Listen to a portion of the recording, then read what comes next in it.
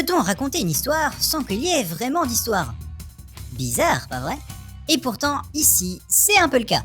On va alors suivre la vie quotidienne des Yamada, une famille lambda japonaise. Un peu comme les Dupont chez nous. Même si j'en connais pas au final des Dupont. Enfin bref. Les parents, les enfants, le chien et la belle-mère. Tous les tracas du quotidien sont là.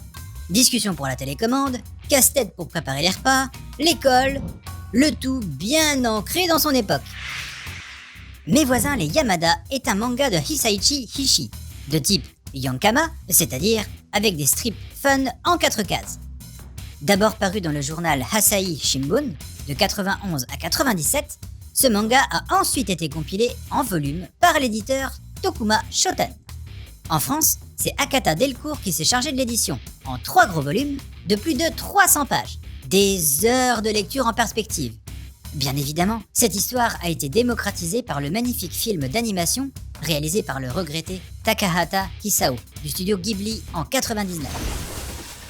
Voilà du 100% humour, et je dirais même plus, de l'humour au quotidien. Car même dans la vie de tous les jours, il y a des moments franchement fun. De plus, tu trouveras plein d'infos sur la culture japonaise, sur leur façon de penser et de vivre, mais aussi et surtout sur l'actualité de l'époque. Parution dans le journal oblige. Tu en sauras forcément plus sur les Japonais qui, même si forcément éloignés de notre culture occidentale, ont une paire de points communs avec nous.